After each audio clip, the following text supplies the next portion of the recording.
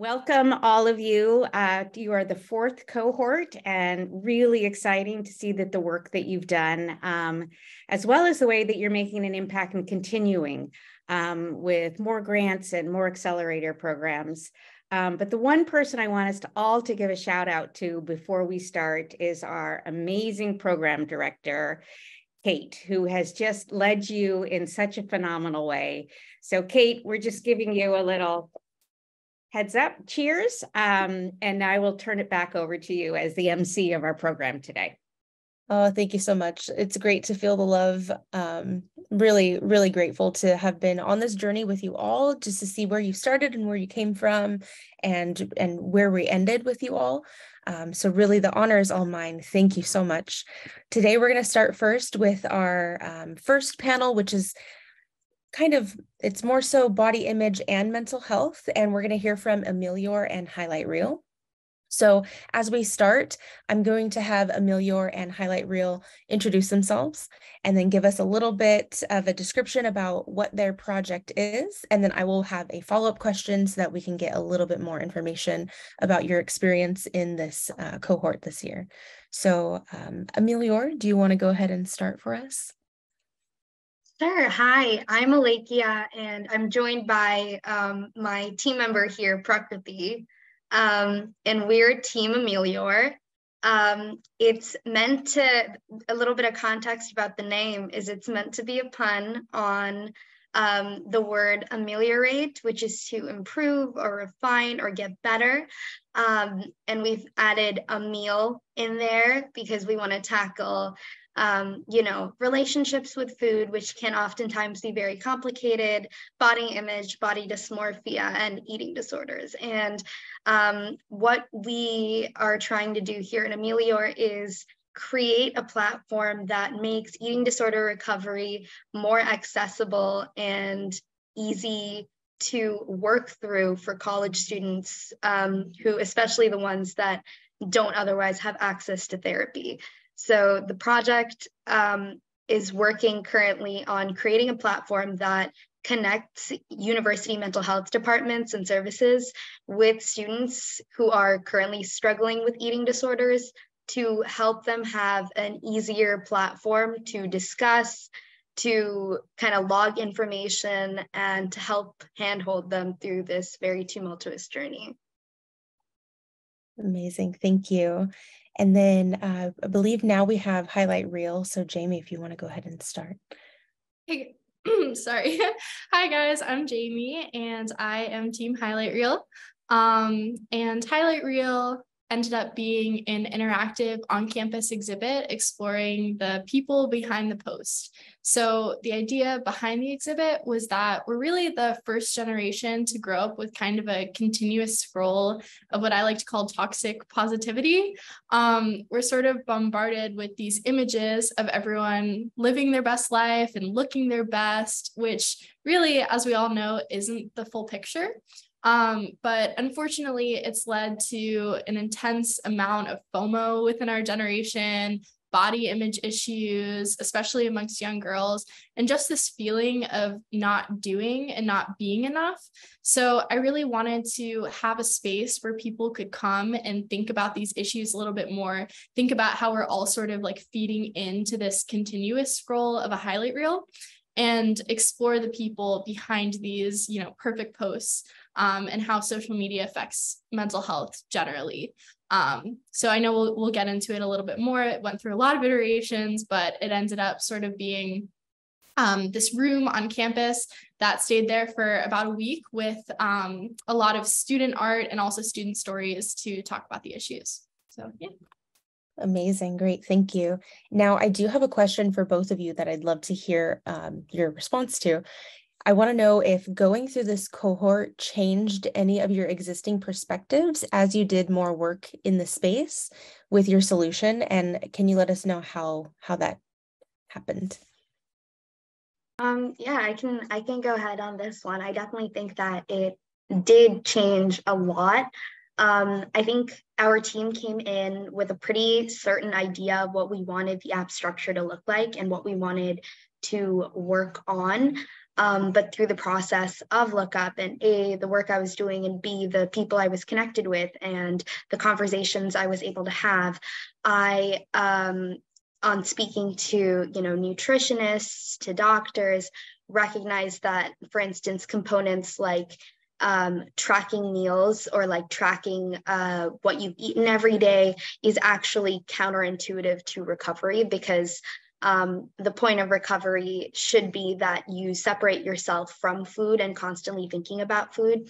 And I, in the process of just doing market research, I was talking to a lot of current students at universities who are struggling with eating disorders. And they said that the thing that hurts them or negatively or sets them back the most is when they constantly either have to take pictures of their meals or talk about the fact that they've eaten, send photos to parents, to therapists, to whoever, because that constantly keeps food at the forefront of their mind.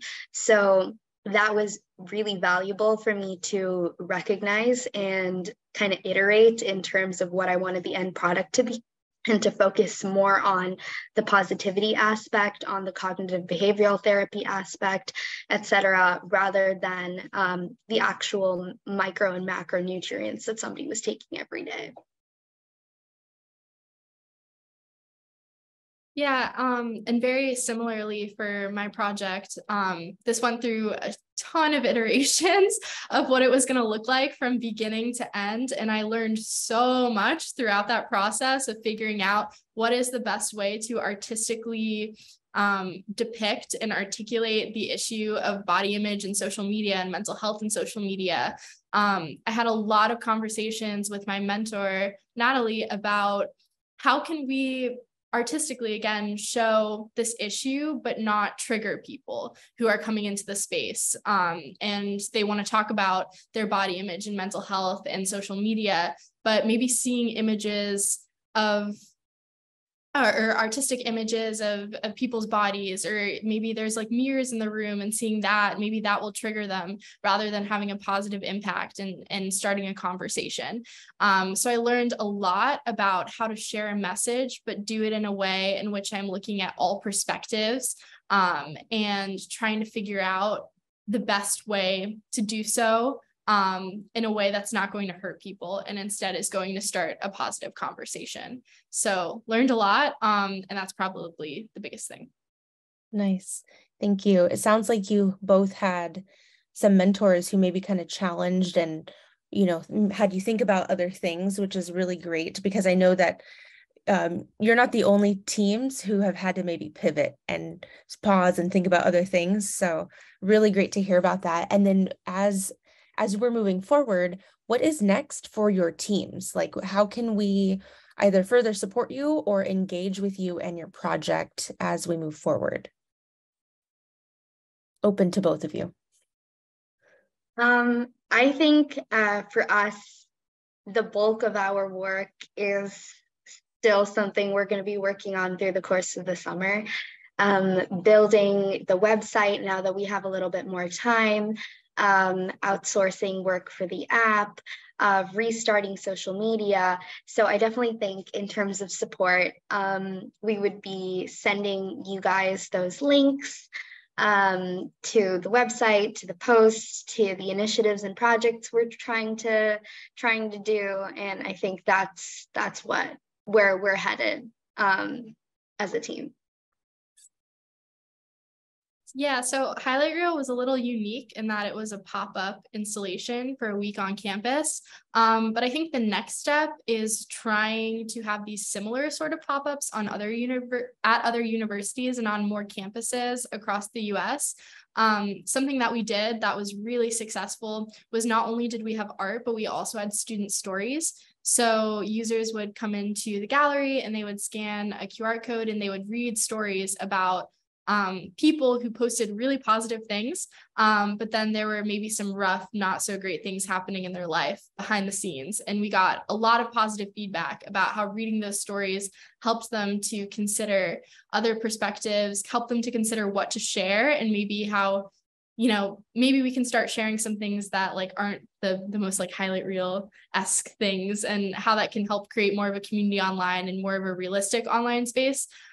So this definitely had a huge impact, and I would love to see it on other campuses across the US. So if anyone is interested in having that on their campus and would like to talk to me, I would love that. I think it would be great. It would have a huge impact. So definitely reach out.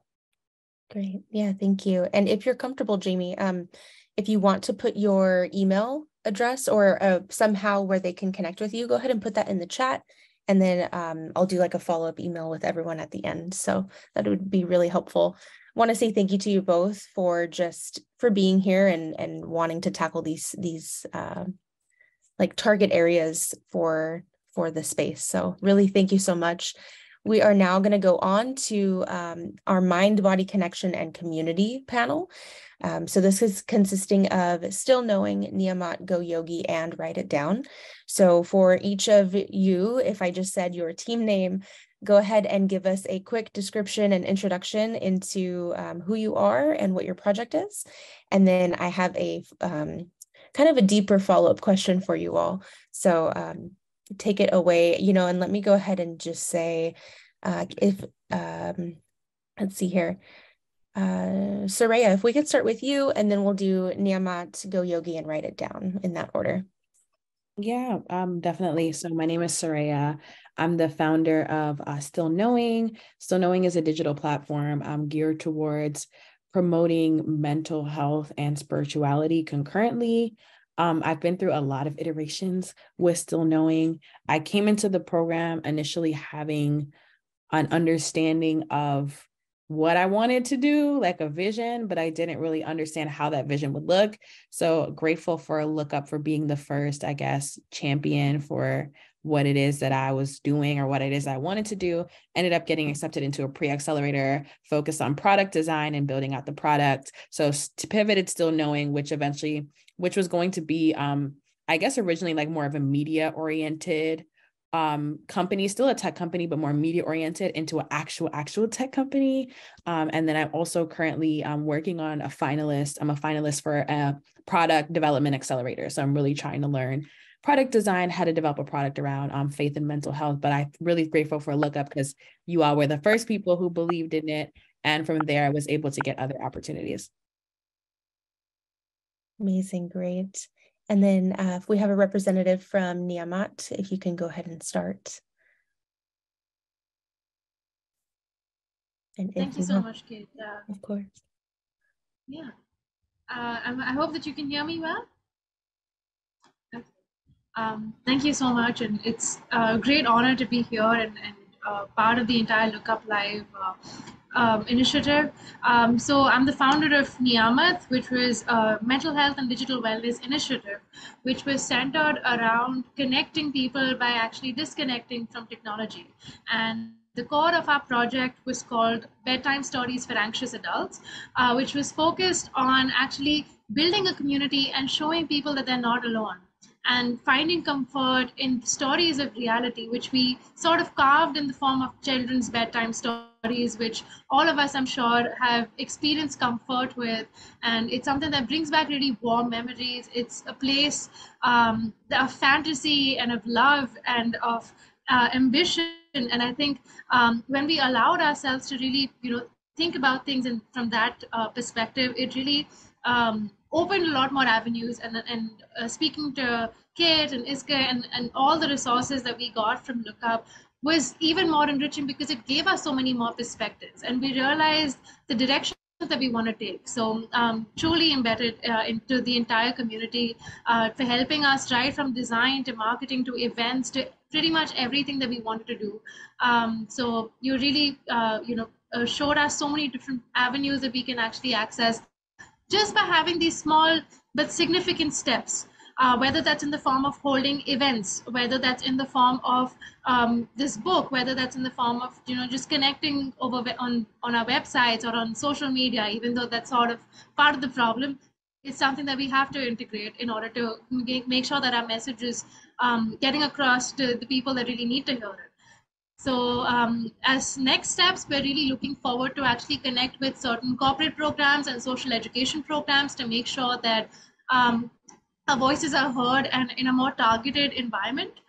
So we're trying to get our book marketed in more schools and more community initiatives to make sure that it reaches the people that can really relate to it and benefit the most from it. But it's really been a super enriching experience, and we would definitely love to carry on some of the learnings that we've had here, and just again truly grateful for everything. Thank you. Great. And if we have someone from Go Yogi, if you can go ahead and give us your introduction too. Hi, my name is Mahi. I'm a member from Team Go Yogi. So Go Yogi was started by our founder Shruti, who thought it was really important to bring this proactive approach to, I guess, protecting one's mental health from like an earlier age rather than like waiting for things to get too late. So our team is trying to bring our like the resources that we have to help someone help their own mental health to different schools across, like high schools across the country. So we have an app, and we're currently doing a lot of work on it, and a website where we have a lot of resources regarding meditation or like mindfulness lessons that students can listen to that we can bring into their high school for them, so they can like gain more resources to just help themselves. And it's been great being part of LookUp because we've gotten access to a lot of like a great mentor, a lot of great resources that we've been able to now with like the grant that we've gotten, we were also able to attend and present at the Tech Olympics conference in Cincinnati, which is one of the largest youth-led tech conferences in the state. And we were also able to launch Go Yogi at Everett High School in Everett, Massachusetts. And we onboarded a principal engineer and developers who are going to be helping us build the newest version of our online platform and mobile app. So that's where we're at with Go Yogi right now. Amazing. Thank you so much. And then I have Write It Down. So Tyreek, if you can give us a little description and introduction. Can you guys hear me okay? Yes. Okay, amazing. All right, so my name is Tyreek Washington, and my project is called Write It Down. And it's essentially centered around the power of journaling and the different things it can do for us. And it stemmed pretty much out of just me having like a specific pain point in my life going through trying to finish college, and having my father pass at a younger age, and trying to figure out like what that meant for me, and trying to figure out like what it essentially means to be a man. And I think in some of those moments, the only thing I really turned to was God in my journal. And I think my project has kind of shifted in the past like month or so, just to have more like of a spiritual component in it. Just because the idea of write it down essentially was, I feel like, something I heard in those moments, just speaking to God and like kind of connecting with him. And I think I wanted to like express that more in my project. And I think personally, me being a Christian is something that I've kind of tried to like not hide in a way, but I don't like to put in people's faces. But I think the reason that I'm here right now, the reason that I've got to where I am, just with, graduating college and being able to come up with ideas, is because of my faith. And I think just the project itself, it's come just from like me trying to create journals to me just trying to create like a more deeper insight to my faith into really who I am as a person. Because it's the project and myself are like one and the same. It's not really like a separate entity. So just, I think throughout this kind of course of the past, like, 3 months of the project, just had some setbacks, just, finishing school and really just trying to figure out life. And then unfortunately, like my mentor passed during the time, which was kind of difficult to just, comprehend what that meant to me. I felt like we started to get close, which was a difficult time, but just kind of try to stand on the lessons that I learned from her in that short amount of time. But I think just right now, where I'm at, I've finalized all my designs and things like that, and what I want everything to look like. And like I said, I've kind of changed it. It was just essentially going to be like write it down, a lot of the journals, and so having like numbers and scriptures on side of it. So I kind of, the idea is like kind of having the word of God surrounded by you, which I think is like really powerful in my opinion. And I think I've just been more comfortable with that because I don't really want to show part of myself. Because even the theme of the project with journaling is, having full transparency with self. But I'm like, if I can't give that to other people, then it's kind of me being a hypocrite in a way. So that's where I'm at right now. I'd ideally like to have everything finished, in my hands by the end of the month, but they're being shipped from a different country, so sometimes those things take time. But I think right now, just preparing to open my Instagram page again and kind of share my life with people and creating like a intro slash promotion video, just because also the journals are going to be given away for completely free. Like I don't want to charge anything. They're going to be given to as many hundreds of people as possible. And I think that's really powerful just because a lot of the time there's a big barrier between like us and healing. You know what I mean? And I truly believe journaling is a healing agent. Whether that's like, going to therapy costs money, if you want to, just different things. Everything costs, everything is, there's some sort of like barrier between you and getting what you want. So I don't want there to be any barrier at all. And I think that's one of the, in my opinion, like the most powerful aspects of my project. So that's what Write It Down is and what it means to me. And that's where I'm at right now. Amazing. Thank you so much for giving us that space to have and that reminder to connect back to ourselves and to journal. There is something really powerful there. And I think I'm going to open up this question to all four of you. So if someone feels particularly inclined or that you might have something really powerful to share, you're welcome to go ahead and kick it off. But the question is, were there times throughout this span of January to now where you maybe wanted to throw your idea out the window and just say, I'm done? And if you did, how did you overcome this? And what was the motivation that kept you going?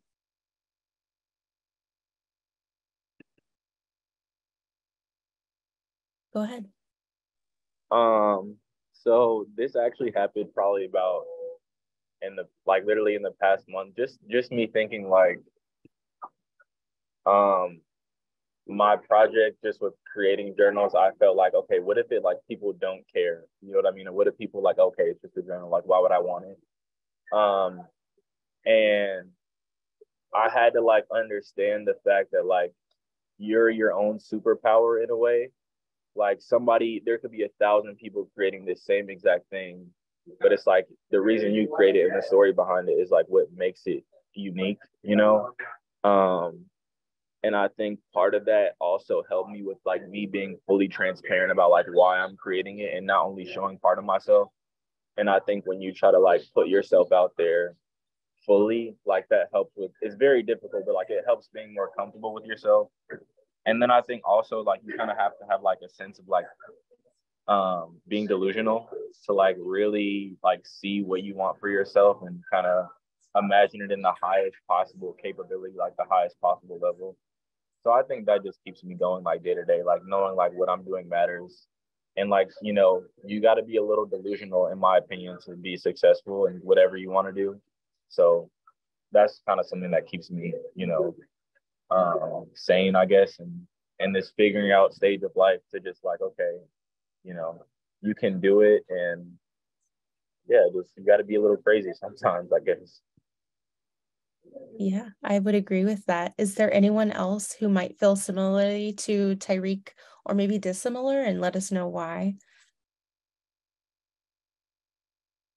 Yeah, I think I can hop in. I think one thing I've realized and learned is that entrepreneurship is not perfect and it's not linear. So you're definitely going to go through different phases as a founder. There's times when you're super motivated and super passionate. And there's times where you might have to take a break to renew your passion or renew your motivation. I went through a period where I didn't even really understand how Still Knowing was going to be structured.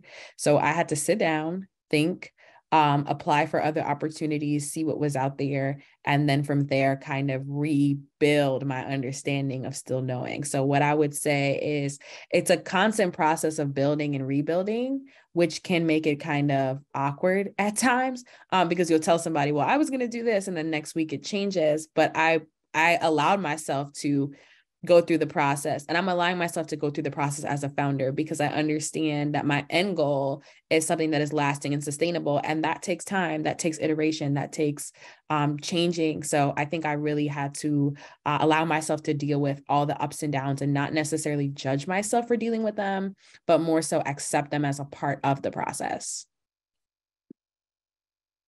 Yeah, I'm going to hop in and say I really agreed with Soraya's point about like entrepreneurship being nonlinear. That's one of the things that I say a lot.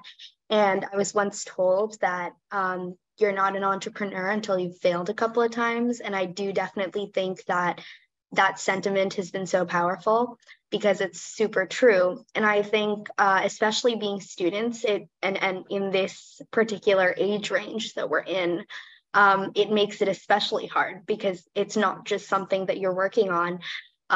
It's something you have to balance with work at school, with prospective careers. Is this something that you want to work on full time? How much can you dedicate to it? And then there's also the fact that potentially not everyone on your team is going to necessarily feel as strongly for the project at all times as you do. So it's kind of this balance between seeing your project as your baby that you've like dedicated so much time, effort, energy, both, you know, labor intensive and also just emotional energy into, versus having a healthy relationship with recognizing how much to do, how much not to do, and not letting that actively demotivate you. So I think it's a complicated and very complex relationship. Yeah, absolutely. That is very poignant, because I feel like you just encapsulated the whole journey a little bit. And one of the reasons why I wanted to ask this question was just to show that like everyone experiences this kind of situation and there are different iterations, and just kind of wanted to make sure everyone knows that like you're not alone. And with our cohort, like there's support for those moments too, when you're like, I don't know what to do next. So thank you so much for just sharing all of your thoughts. And then just so that we can further support and engage with the projects for Still Knowing, Niyamat, Go Yoga, and Write It Down, is there anything that we can do to kind of support you, or if you want to drop like an Instagram link or your website or something, so just so that we can further connect with you and see your project continue to grow?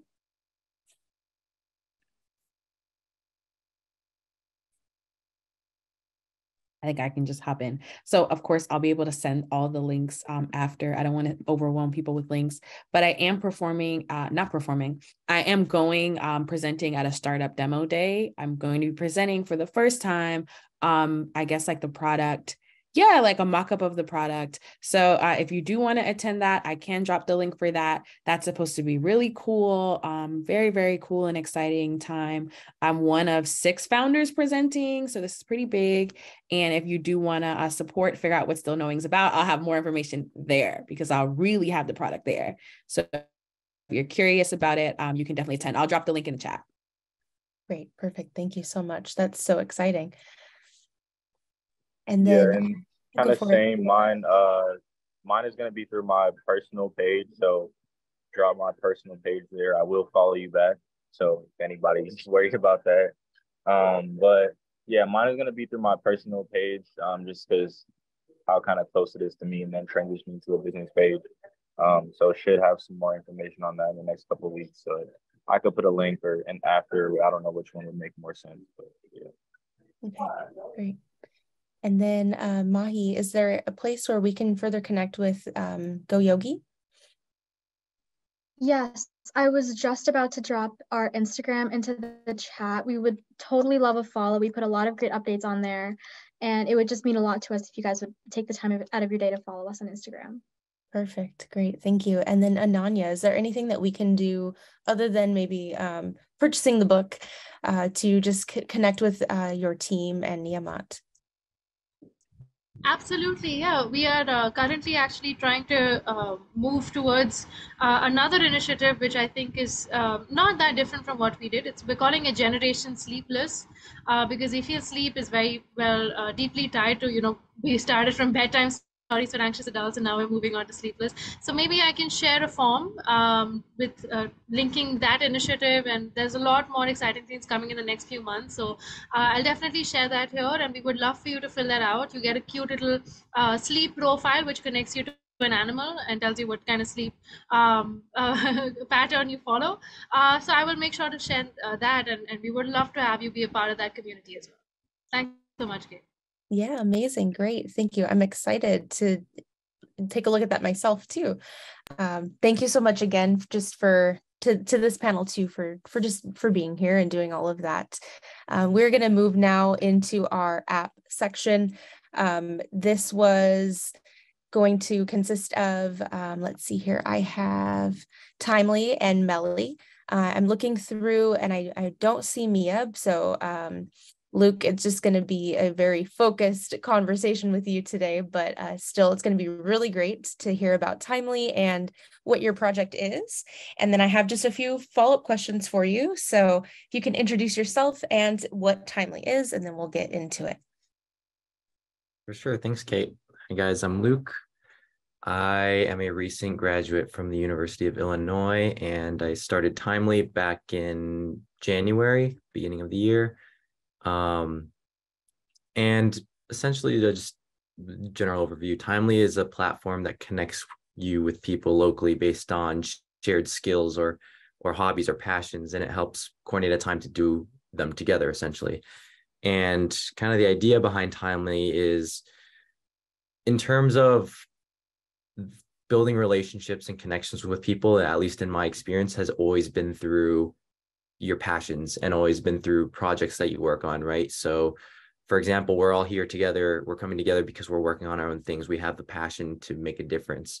And so I really think that at least my mental health has been managed very well is through participating in just pursuing things I'm interested in, whether it's like sports, whether it's the arts, whether it's music, things like that. And so that was kind of an extension of what I wanted to do with Timely. And Timely, the name specifically, kind of corresponds to doing things in a timely manner, right? So another problem that a lot of people face when trying to pursue their hobbies and their things that they want to do in their free time is that they don't have the time, or like events, for example, are pre-planned at very inconvenient times. So for example, school clubs and school events, you might have to study for homework or study for an exam and do homework on a Thursday evening when there's like a extracurricular club that you want to meet up, but you can't dedicate that. So the idea behind Timely was that you can basically set it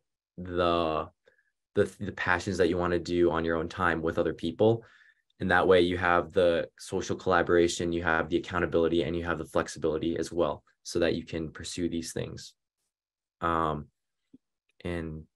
yeah, I think that's a general overview, I guess. Amazing. And then since we have a little bit more of time with you, can you describe the personality of your target audience? And then can you also let us know if that persona changed throughout your time in the cohort?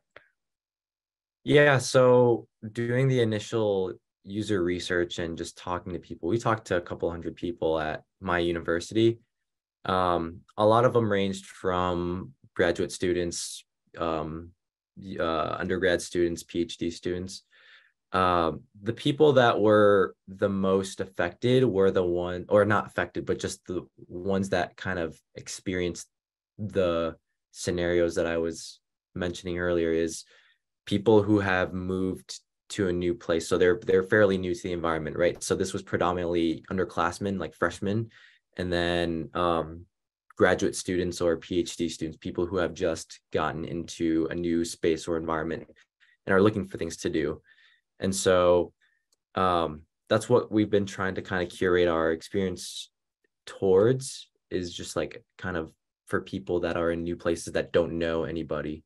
So it's Timely is not necessarily oriented for things to do with friends you already know or have, right? It's more for people that you don't know, and trying to facilitate connecting through these specific hobbies or passions. Amazing. And then what is next for Timely? Like, and how can we connect with you and support and engage with your project? Yeah. So it was really cool. We currently are we were accepted to an accelerator program. So that just started this past Monday. So we just finished up the first week, but it's really cool because it's kind of a nice handoff from LookUp, and that's also just a nice next step for us as well, because at the beginning of LookUp we had essentially nothing. We wanted to make a mobile app, we had nothing. I had a team, like I brought a team together, but we had no code, we had no designs. We had a few designs, but nothing, actually interactive.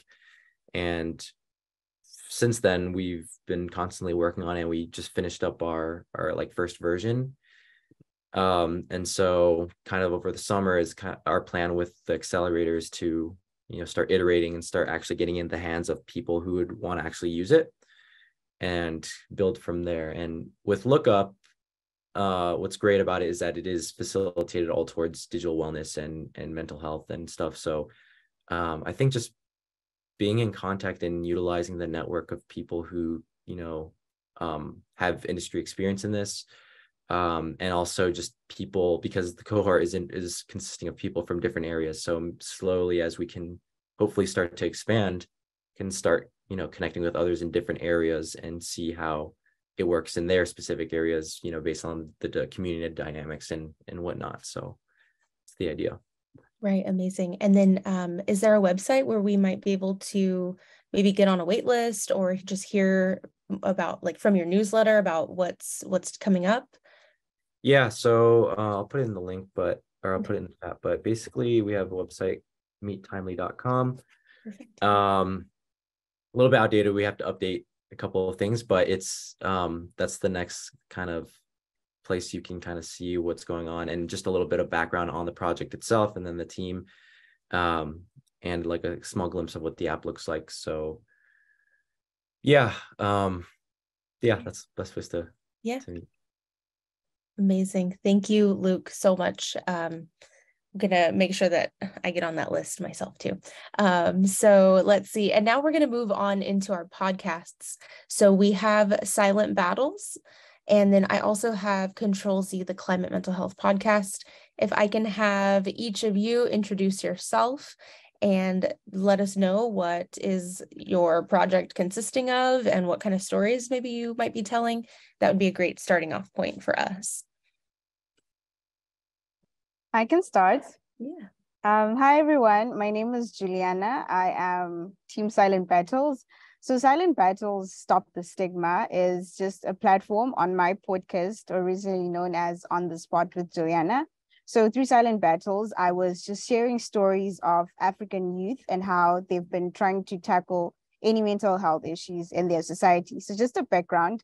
So in Africa, most times talking about mental health, I would say it's a taboo in a way. It's something that is not really acceptable because they assume that you're being very weak or you just don't want to, I would say, man up in a way. So that's the type of context that we had. So when I decided to do this particular podcast series, I wanted to give young people an opportunity to share their stories because I believe that digital storytelling is a tool for social change. So if I can use a platform that I love, which is a podcasting platform, and bring together young people who are willing to share their stories, then that itself can help drive a lot of impact. And based on the views that I got, the comments that I got from people, it did drive a lot of impact. I ended up sharing the podcast on my LinkedIn, on Instagram, and just emailing people I knew really enjoyed this particular topic. And I've seen a lot of people come to me and just appreciate or just acknowledge the fact that they'd never really heard of the African side of things. So I feel that this particular project just opened up people's minds to a different world altogether. And I'm hoping that as I continue just iterating my idea, I'll continue expanding it and reach out to more people, maybe not just Africa, but people from other continents. So yeah. Great, thank you. And I'm looking here and just checking to see if we have a representative from Control Z, which is the mental health podcast, or climate mental health. I'm not seeing anyone here. And if I'm wrong, maybe speak up. I see that we had someone call in, but that's all right. So actually, Juliana, this is going to be a very direct conversation with you now. So I know that you've spent a lot of time to have the conversations that do stop that stigma. I was wondering if throughout your time telling these stories, if there's like a newer issue that has been kind of thematically popping up for you that your peers are facing when you go to tell these stories, and then let us know how you've decided to approach telling those stories. Sure, great question. So I think throughout the 11 episodes that I had, I got to realize that the mental health issue is actually not just an individual thing, it's a collective thing. So usually we talk about mental health as being, well, something that you face alone. It's a battle that you're supposed to tackle. But from the conversations I had, I realized that it's not just about the person, it's also about the community they're coming from, because that community does impact how they tackle the mental health issue. So, for example, I had a conversation with someone from Kenya who was talking about how their religion also affected their mental health. And it's a topic that honestly I never really thought of, but I then realized that some of these religious communities, they do have an impact on people's mental health. And even at school, some people just, they study maybe psychology and stuff, but they actually don't really put it into context and look at the real world and see how that knowledge applies to the actual world. So I think that's something that I got from that. And as I continue to have conversations with people around that, I would say I decided to write more. So I know I'm into like podcasting, but I decided to maybe shift it towards blogging more so that I give people an opportunity to write down their thoughts. I remember Tyreek, if I'm not mistaken, was mentioning how journaling is something that's pretty good and it does help people air out their thoughts. So it's something that I'm working towards. I have a website coming up in like a few days. So that's something I'm excited about. But I do feel that just diverting the whole platform from not just a podcast, but also a blog could really help ensure that people have more spaces to talk about this particular issue.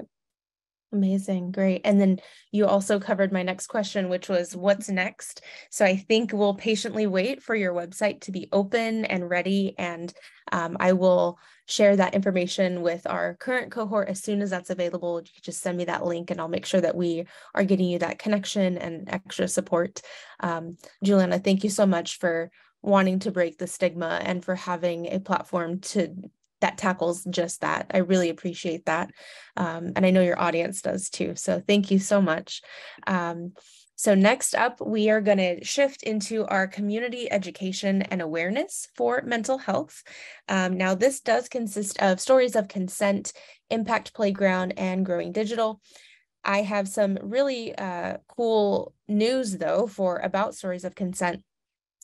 We're sad to have them missing, but it comes with great news that they are unavailable because they are in Australia right now, currently furthering their project. Because this is going to help promote and expand their work. So really happy that they're there right now. And I believe it's like 3 a.m. So I was like, sleep is very important, as we've discussed already. So what I have here is an interview that I did with them. It is live on our YouTube channel. I'm going to drop that in the chat so you can take a look and hear more about Stories of Consent. It's a website that you can interact with, and it's really, really incredible work that they've done.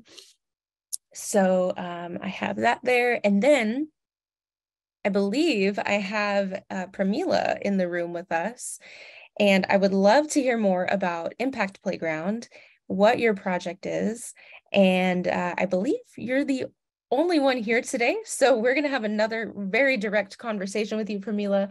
So if you can go ahead and get us started, that would be great. Absolutely. Delighted to be the only person to have this huge spotlight. Fantastic. Well, to provide some context, Impact Playground is a social justice education platform, and it's meant to empower and equip young people to pursue diverse pathways in social impact. I think it really just stemmed from my journey as a youth leader and a mental health advocate, where it felt like whenever I wanted to figure out how it is that I could help my community, I had to go figure out the resources, the right people, and the right pathways for myself. And a lot of times, that process was very daunting. It was filled with imposter syndrome because you don't really know what you don't know, and then you're suddenly thrust into these spaces where you're supposed to be the expert because likely you're one of the very few people representing your community. I swear to God. So for that reason, I wanted to make that whole journey a lot easier for young people moving into social impact now. And the way that we're kind of doing that is to, one, feature personalized education and roadmaps in a way that's rooted in intersectionality and purpose. And another thing that we're trying to do is to feature diverse educators on our platform who actually represent the kind of lived experiences that the young people are likely going to be facing as well.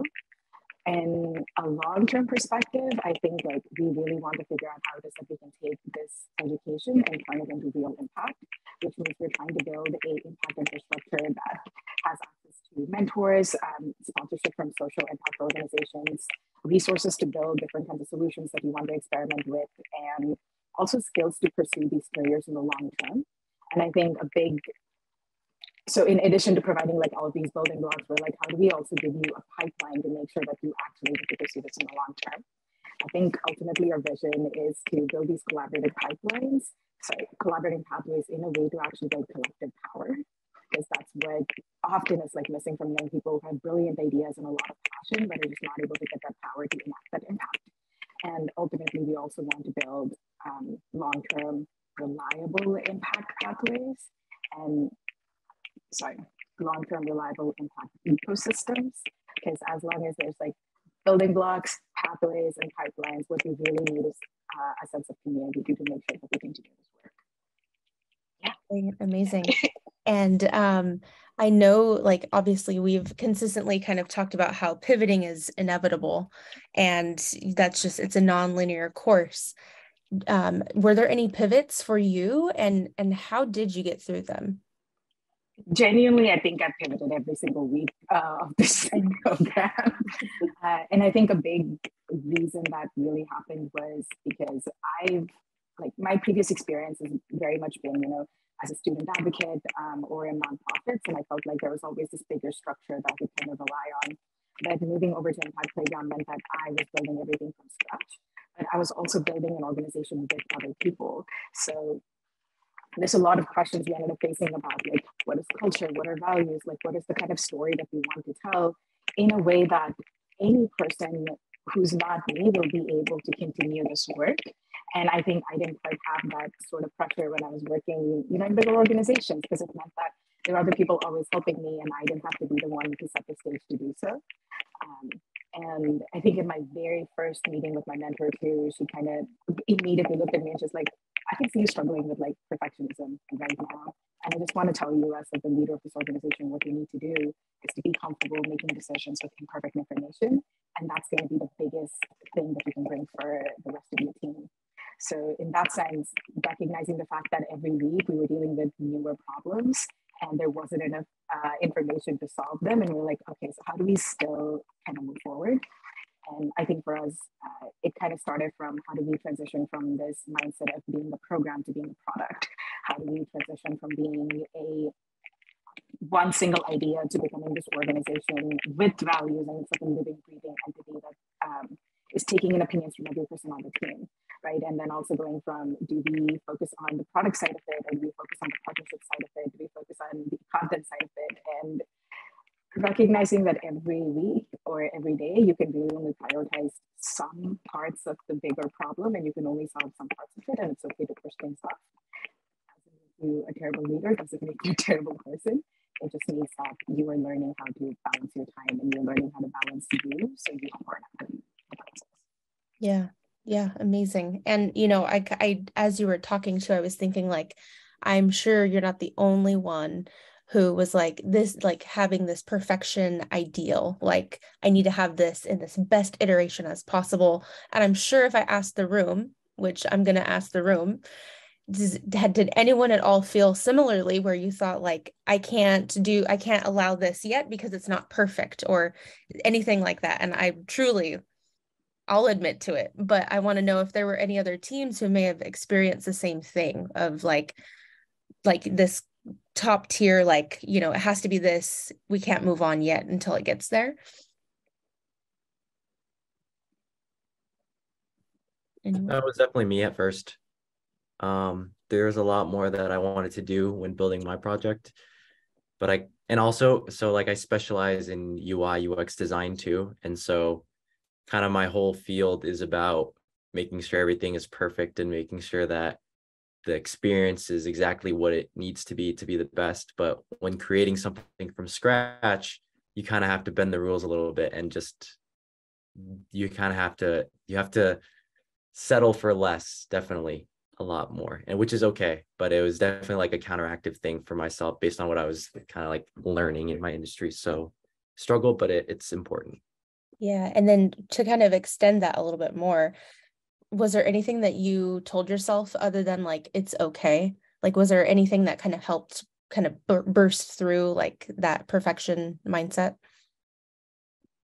I guess just remembering that like it's my first time. It's like it's not going to be perfect. It's probably going to be really bad, honestly. And kind of like what we were talking about earlier, like probably going to fail too, which is totally okay.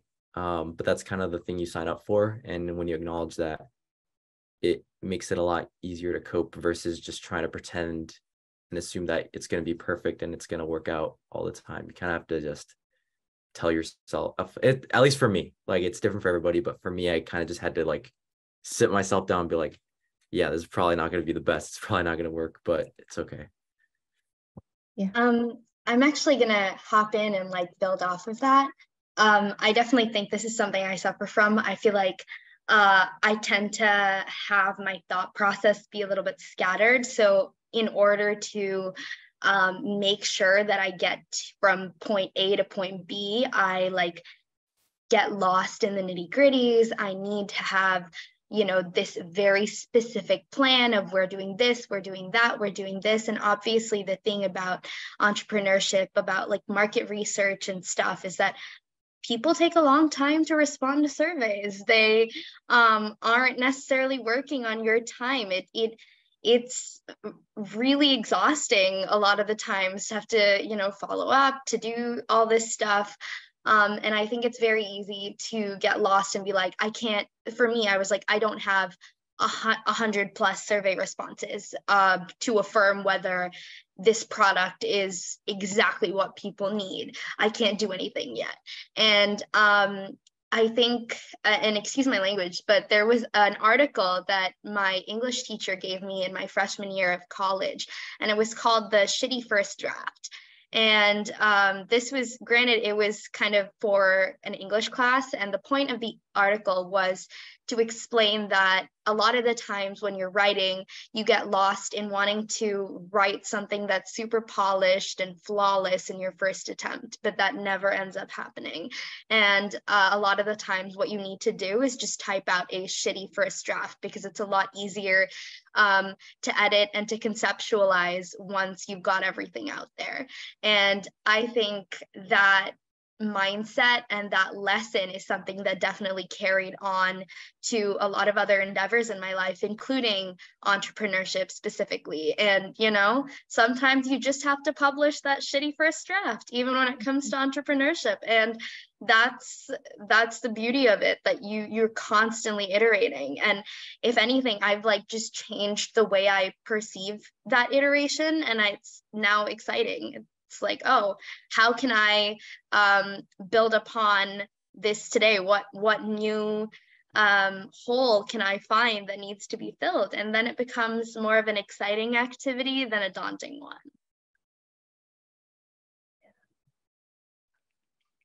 So I wanted to share a quick point on just how it is that I was dealing with perfectionism. I have a very critical voice in my head. And I think that also partly comes from the fact that, like, as a bisexual woman of color, like more often than not, when I'm in these spaces, like I'm the only one who looks like me. Not this space, obviously. Like, thankfully, it's been like very diverse, very inclusive, and I'm very grateful for like everyone who showed up. But in a lot of other spaces, I feel like the only one. And there's a huge burden to represent your community perfectly, right? And like represent it well, because if you mess up, then you're messing it up for anyone else who's like coming after you. And that was a lot to deal with, like the fact that you cannot make any mistakes, you cannot screw up at all. And that's when I ended up finding like other women who were kind of dealing with the same thing, other people of color who were dealing with like similar experiences. And it was important, very, very important to remember that like I'm not alone in this, that no matter how critical I'm of myself, like there's people outside of me who are willing to affirm my work, who are willing to like give me a lot of love, and who are willing to challenge me when like I'm actually not meeting up like certain expectations. And I think that's ultimately what's super important to remember, that whether you're doing this perfectly or imperfectly, if you don't have the right community to support you, then why are we doing all of this anyway? Very true. Yeah. And I do, there was a question too, Pramila, from Stories of Consent when I spoke with them. So if we watch the video, you'll see at the end, I was like, so do you have any questions that you want to send to anyone else? And they picked you, and they wanted to know what was next and how you were going to define your success. And I know maybe the second question might be a little bit tougher, but they were really interested in wanting to know like what was next for Impact Playground, because I know that they connected with you, and I think they really felt like that connection pretty strongly. So they were like, well, we want to know what's next and everything like that. So if you have any ideas or anything you can share with us, I'm sure they'd be happy to hear that. Well, firstly, I'm very, very grateful for that. It makes me very happy. I think next steps, like, well, the nuts and bolts of it is that we are currently working on securing partnerships with educators. And for us, educators could be anyone from a clinician, an academic, someone who's been doing advocacy for a while, or even young people themselves. Because like I mentioned, these were things that we wanted. The education needed to come from people who looked like us and who came through experiences like us, and that was very, very important for us. And we have about 150 lectures for the mental health advocacy curriculum, and we're looking for educators. So anyone who's interested, like, please reach out to me, and I'd love to feature you on our platform. Secondly, we already started our social media platform, and there's a high schooler on our team who is our ultimate storyteller, who loves doing this work, and she's been the one creating a lot of her posts, and I'm so excited seeing her bring out her voice, and I hope you all will enjoy the work that she's been putting out as well. On a larger scale, I recently got accepted into grad school, so I'll be attending Columbia this fall, and I'm pursuing a Master's of Social Work program, and my particular specialization is literally in leadership, management, and entrepreneurship in social justice. And the case study and stuff that I had to present was Impact Playground, so I'm hoping to really like hone in on different kinds of social impact frameworks and just figure out how it is that I can scale up this work. Amazing. Great. And, I also want to highlight too, like, we have a few of our innovators who are now in accelerator programs, which is quite a few. We have Pramila, who is going to be in grad school for exactly what you've been working on. And I just wanted to kind of shout you all out and say congratulations. Like, really, these are big wins. And I hope that you're taking the moment to celebrate yourself and just to kind of reflect on what you've accomplished and what you've done. When we don't celebrate our wins, they're like burnout is going to be faster to grab at you. So make sure that you're celebrating yourself, that you're really like reminding yourself of where you started from the January to now, that there's been big moves, even if you feel like they've been so minute and minuscule. But really just take a moment to celebrate yourself. And also, I know that we're a little bit early, but if anyone has a question for any of our innovators, you are welcome to drop them in the chat. And innovators, if you have questions for other cohort members, please, like, let's get those questions out. You might maybe want some clarity on some things. And then this will be the time. I do have one from Susan, but I'm going to wait for a second to see if anyone else has something else here, and we'll get started.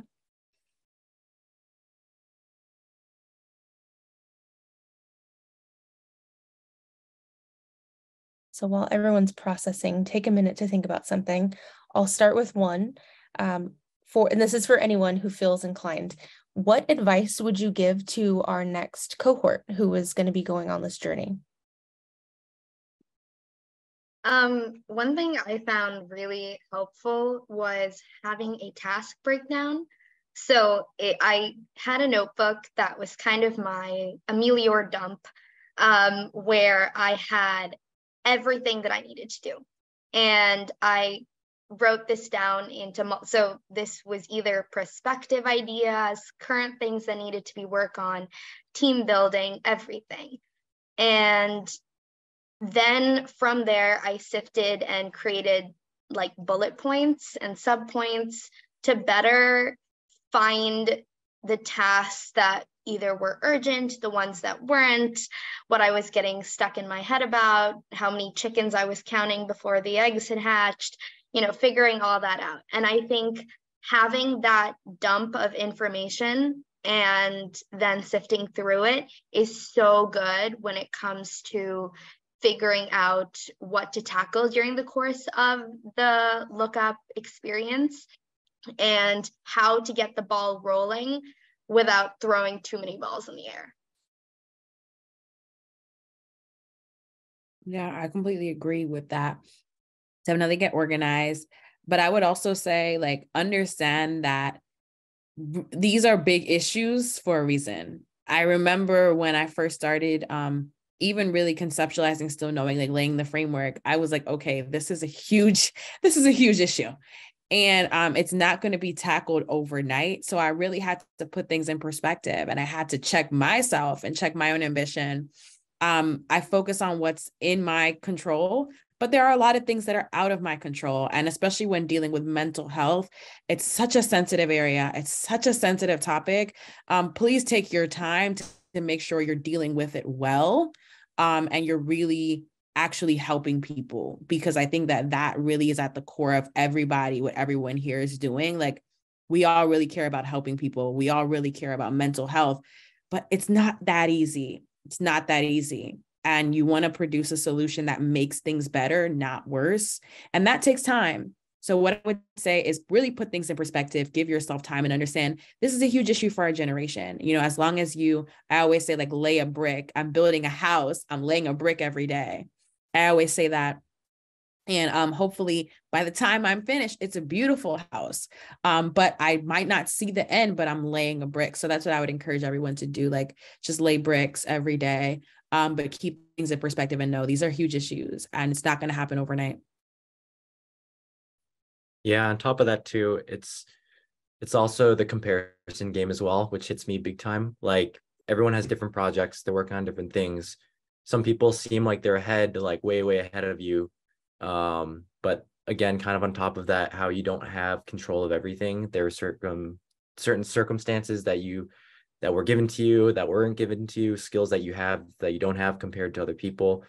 And so it's really important to just acknowledge that you are where you need to be, and you're going through the drills that you need to go through, even if you think that someone who's done something similar in the same amount of time is 10 times better than you, etc. You just kind of have, everyone deals with it. But it just remember that, like, all the reason why you're going the way you are is just based on, like, millions and millions of different factors that are super, super small, incremental, but like are a result of the circumstances that you're in. And acknowledge that it's good and bad. It's a good and bad thing. And it's sometimes it's unfair. Sometimes it is fair, things like that. But you just have to kind of roll with the cards that you were dealt, and just appreciate that you are there and you're trying in the first place. Yeah, to kind of go off of that, I think just emphasizing, Jesus Christ, that everyone's journey is different. I know for my project, it was a physical installation project, and a lot of the other projects in the cohort were digital projects. So I went through a time where I was like, is this as impactful? Like, is this going to have the same kind of impact as something that, requires software engineers and all of these like hiring processes, whereas mine is like me creating art in my room and other people also creating art and writing their own stories, and doesn't really require like professionals or anything like that. And I struggled a lot with that sort of confidence that it was going to have the same impact. But it did. And it was just in a very different way. So like understanding that your journey is going to be different.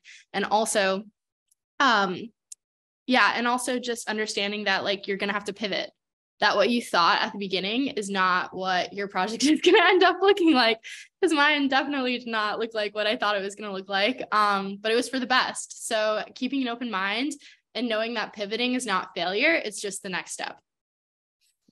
I just want to hop in and say this really quick because I thought of this. We're all here like for mental health. Please do not destroy your mental health over what you're doing. I would joke and say, like, for still knowing, I'm going to eat this ice cream or I'm not going to work today in the name of my business. And I would say that because I think it has to get there. Like, it has to get to the point where I realize saving the world is not worth your mental health, especially when you're going to be the representative for everyone here, for brands, for organizations, for movements around mental health. And some of you guys are already representatives for those movements. So I would say, like, think about what you represent to other people. If the leader is not taking care of themselves, the entire initiative has no real basis. So yeah, don't destroy your mental health over a mental health initiative. And just honor your project. Be like, hey, like, for Still Knowing, I'm going to take this mental health day. Great. And that's what I do a lot. So I think, like, definitely making sure that you honor your effort in mental health by caring for your own mental health. I want to put that out there. I want to also hop in and add something. Oh, I'm so sorry.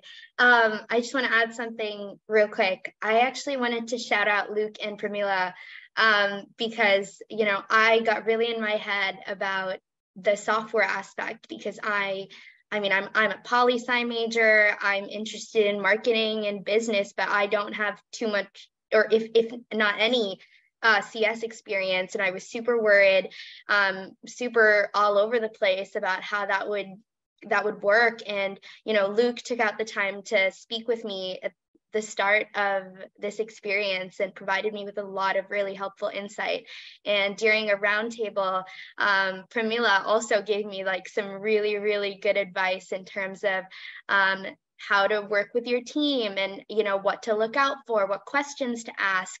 So I think in terms of advice also, I would also say, like, reach out to the other cohort members. You know, there's so much to learn from them. There's so much that you can build off of for not only like the connections you can make, but also how you can iterate your own work and kind of recognize where everyone else is. So attend the roundtables, connect with people. That would be another piece of advice I would offer to the next cohort. Thanks so much for the shout out. Like, I definitely like plus one that point that I've come into roundtables feeling completely scattered, and it seemed like everyone else just solved like this big problem in my head in like seconds. And I was like, oh, so it actually wasn't as big of a deal as I thought it was in my head. What I would actually tell the next cohort is to learn how to sift through your feedback. Some of it is going to be constructive for you in this moment. Some of it is going to be great for you, but you can't implement it till like a later time. Some are just compliments and like learn how to sit with them. And some are going to be absolutely irrelevant and useless. And it's okay. You don't have to like absorb everything in. And I think along similar lines, and shout out to English teachers like Vicky did, there's a quote I learned which is called like murder your darlings. And that means that like there are going to be some ideas that you're very, very attached to and some solutions you really want to implement, but they're not going to work at this point. And it's okay to look at them and say, I love you, but you're just not going to work right now. And we're going to let go of you. So be okay with the fact that like destroying something that you build is actually a part of kind of rebuilding in this whole entrepreneurship journey. And that's okay.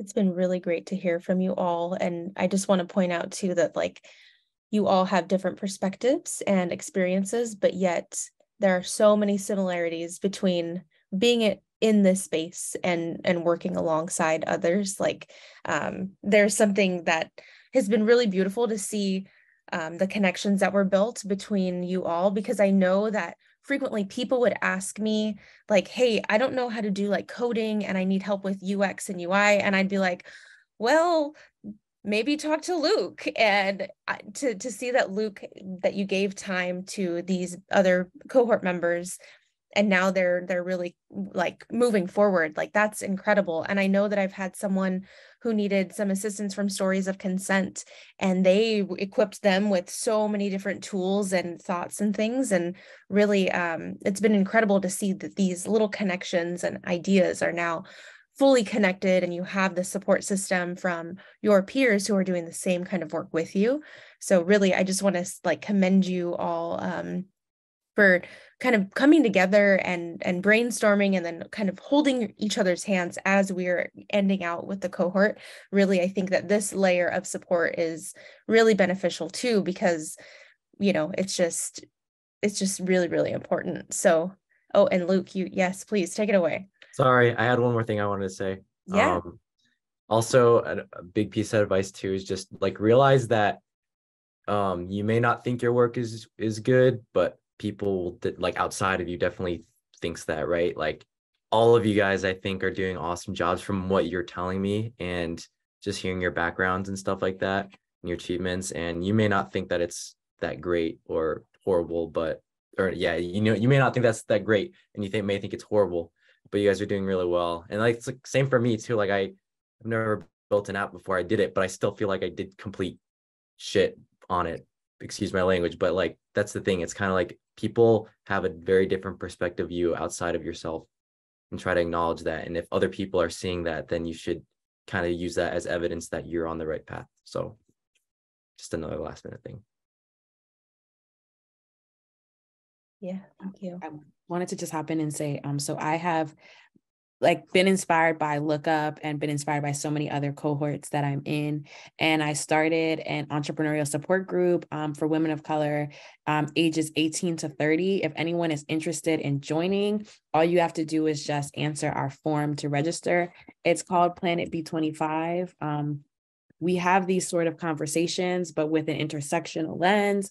I understand how hard it is to be a woman and a woman of color and a founder on top of all these other things and on top of the mental health crisis that I'm trying to solve. So if anyone wants to have those conversations or continue these sort of conversations, we definitely have them in that space. So I just want to drop the information there, or you can contact me as well after this if you're interested in joining. Yeah, Saray, the minute that Kate plugged that on like via email, I was so excited. That was like an incredible initiative, and having that platform and a supportive network is like such a great idea. And I think something that so many people, including myself, would really benefit from. So thank you for that. And I'm really excited to be a part of that community.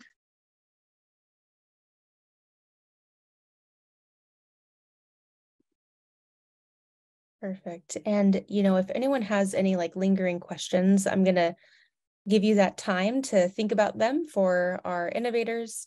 And in the meantime, if something comes up, like, great, go ahead and jump in, cut me off. But I also wanted to invite you all to join our mapping project. So I have been working very diligently for the past few months on a map that is interactive so that you can see other community members who are dedicated in the space, and you can see who's local to you. So maybe, you know, there's someone in your state that you might want to connect with. You can go on and find that person, or if you want someone who's global or has certain leadership demographics, you can find them.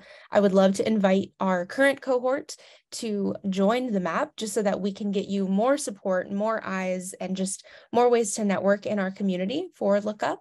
And I will drop that link in the chat. If you haven't like completed it already, I'll share that with you. And then I'll also do a follow-up email, but really, I think that that's going to be something that will really help further you along, but also stay connected to our community and to others who are working alongside you. So we have that there for you. And if no one has any questions, I would like to hand it over to Susan, who might have some closing thoughts, and then we will call it a day afterward. Awesome. So I have loved what I've heard today. And to give you some perspective, right? You are cohort number 4. We will celebrate our 4th anniversary, our 4th birthday. LookUp will on July 31st of this year. And really, really phenomenal work. I mean, and you don't have this perspective, right? But you have really accomplished more than any other cohort because you have actually launched. You have joined more organizations that are continuing the work. And the issue, I love, Saraya, what you said, is it's really complicated. It's very complicated and it's getting bigger, but also there is recognition in the world of the community and of the issues and of the importance of youth advocacy. So I'm really hoping that we can continue to reach out to you, to participate in, other opportunities that are coming along where people reach out to us all the time. And there are more and more groups supporting youth-led initiatives for responsible technology for digital wellness. So that's really awesome. And just to give you an example, and I will report back to all of you after this, but tomorrow I'm going to Montana to a symposium retreat with funders and foundations and 6 youth leaders, iterating, ideating new solutions for the youth mental health crisis. And what I want you all to know is I take with me all of your ideas, all of your initiatives. And so this work, we've launched you, but this work will continue. And I am just so grateful for all of you, for Lexi and Kate, and for this phenomenal conversation today. So thank you. Yeah, great. Thank you, Susan. And, just to kind of reiterate a little bit of what Susan said, I do want to just say thank you to our innovators. Thank you for attending, for being a conduit of change in the space. It is so important. And just for showing up as you are and willing to bring your stories and your experience to the table and say, hey, I have something to do about this. Really, thank you so much. And then also to our community and our adult allies, your support is vital, and we are deeply grateful for that and for you. And then to our LookUp team, we just completed another successful innovation cohort, and it's incredible. And we couldn't have done it without all these amazing people in the room. Thank you so much. And I hope that you all enjoy your Saturdays, and we'll stay in touch.